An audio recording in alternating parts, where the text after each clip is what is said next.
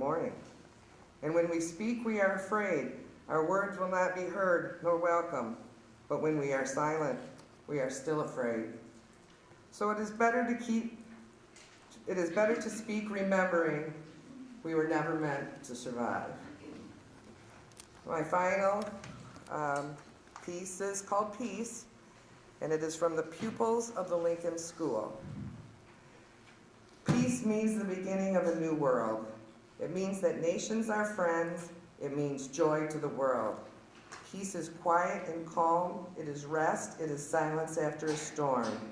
It is love and friendship. It is the world's dream of dreams. Peace brings comfort and happiness. It brings bread to the hungry. It brings prosperity to nations.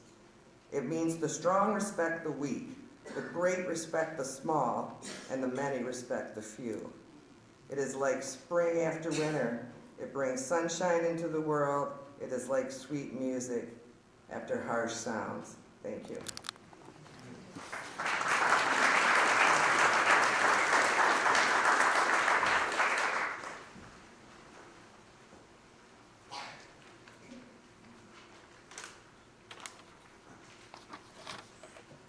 Good evening. My name is John Sakellariou, Father John Sakellariou of the Annunciation Greek Orthodox Church. And again, thank you for allowing me to speak tonight, to say a few words that, in a way, we might find really don't do much to help the situation, right? Words, they can heal, but I think it takes a little more than that. It takes action. And like I said, finding the right words is difficult and sometimes impossible to change a situation. However, I think if we look at the actions of what happened afterwards, we can see that true comfort and healing comes from the actions of people who jumped in to condemn these attacks, to save life.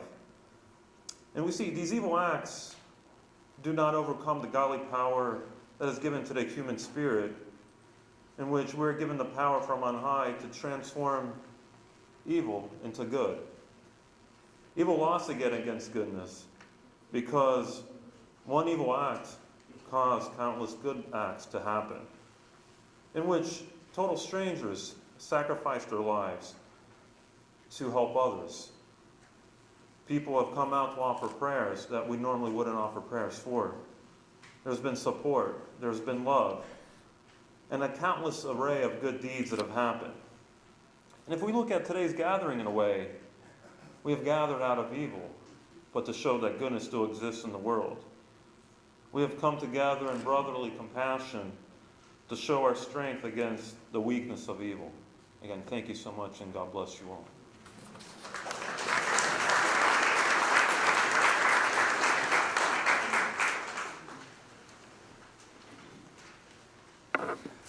I'm Deacon Jim Schultz, and I'm from the Diocese of Grand Rapids.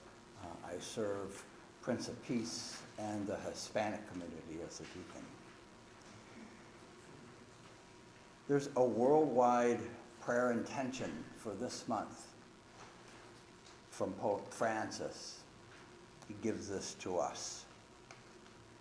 In the service of peace, that the language of love and dialogue may always prevail over the language of conflict. I offer this prayer relating to the Pope's intention. Lord, God of peace, hear our prayer. We have tried so many times, over and over, so many years, to resolve our conflicts by our own powers and by the force of our arms. How much blood has been shed? How many lives have been shattered? How many hopes have been buried? Lord, God of Abraham, God of the prophets, God of love, you created us, and you call us to live as brothers and sisters. Give us the strength daily to be instruments of peace. Enable us to see everyone who crosses our path as a brother or sister. Make us sensitive to the plea of our citizens who entreat us to turn our weapons of war into instruments of peace, our trepidation into confident trust, and our quarreling into forgiveness.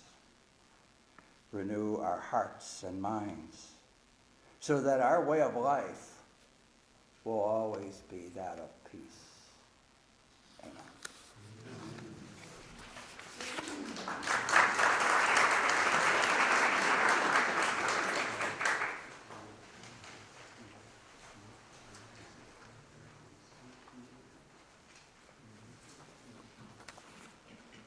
Good evening. My name is Ritchie Makar. I represent the Sikh faith here in Muskegon and also in Grand Rapids, Michigan.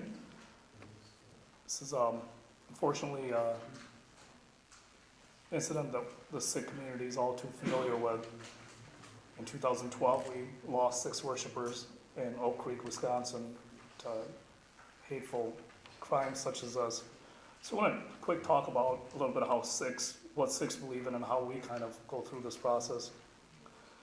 Sikhs believe that the Creator is in the creation. The divinity is in each and every human being. And the purpose of our life here on earth is to meet God. These hateful acts are becoming a commonplace, unfortunately, in our society. So one of the problems, I think, today is how we value people. We only value the things we think are important, or the things we have been taught to think are important. But, let me ask you a question. Why do people commit such horrible acts? It's because they don't see the value in human life. But when you perpetrate violence against someone or kill someone, you have infringed the journey for that person to meet God. Had people been taught this from birth, from in their homes, that human life is important because it is your chance to meet God.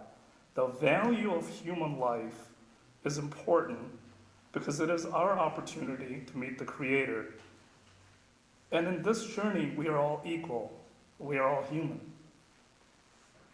Think about how different the world would be today if we just recognized this. But that's not how we value humans. We value humans based on their race. We value them based on their economic power. We value them based on their political power. We don't value them for the most human element of all, which is each individual person's birthright opportunity to meet God and to love God's creation. We have lost our attributes of God. One of the attributes of God is that God is without hate, God is without enmity. This is our time to rise up against hate. We as religious leaders, we as religious people, must take this opportunity to hold accountable those who have enabled such hateful rhetoric. Until we rise up together and condemn all forms of hate, we cannot truly call ourselves religious or community leaders for that matter. Words matter. They have consequences. And the people who use words to inspire those filled with hate, whether it's to hijack a plane or target political leaders or target people of particular faith or race, they're all corrupt if they're enabling those kinds of people to have a platform. Change starts at home. We must teach love and tolerance and acceptance. It's okay to have differences. It's not okay to physically or emotionally harm those with whom we differ. Love lives here. Love is present here because God is here and God lives in all of us. Thank you.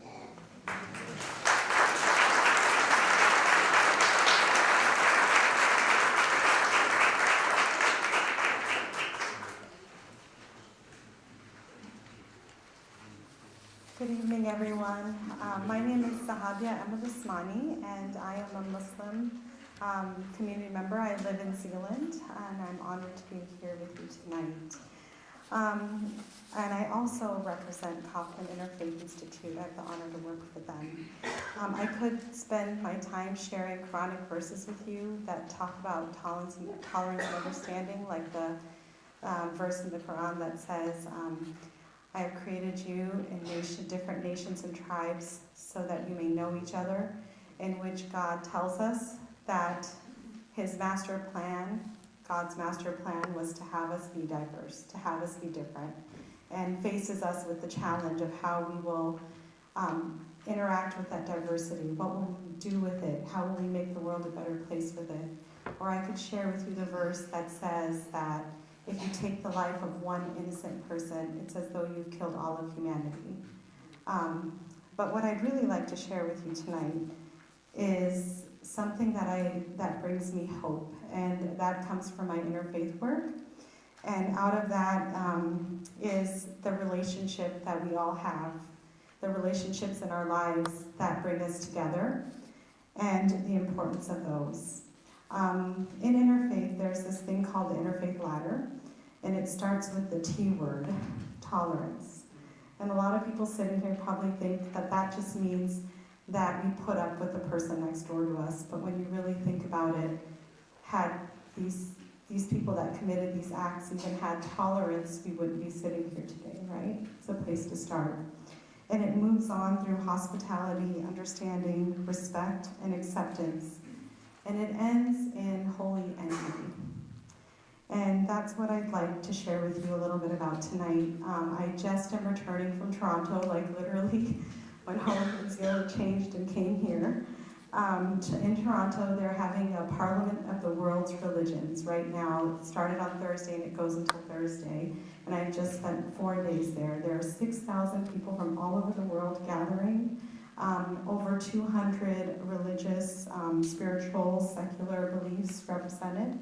And these people are all there to learn about each other, to advance in interfaith, to share who they are. And I want to share with you my most spiritual experience that I had while I was there. Every day, the Sikh community, like the people that Rishi was just representing in Toronto, are providing langar, which is a free meal for all the 6,000 participants. And the tradition, and if I misspeak, Rishi, correct me, but really the idea is that I cannot be comfortable, I cannot be satiated, I cannot be okay unless you are okay, you are fed, you are comfortable. Every day people gather to eat together, to meet each other, and the Sikh community serves them a wonderful Indian meal. And so I was sitting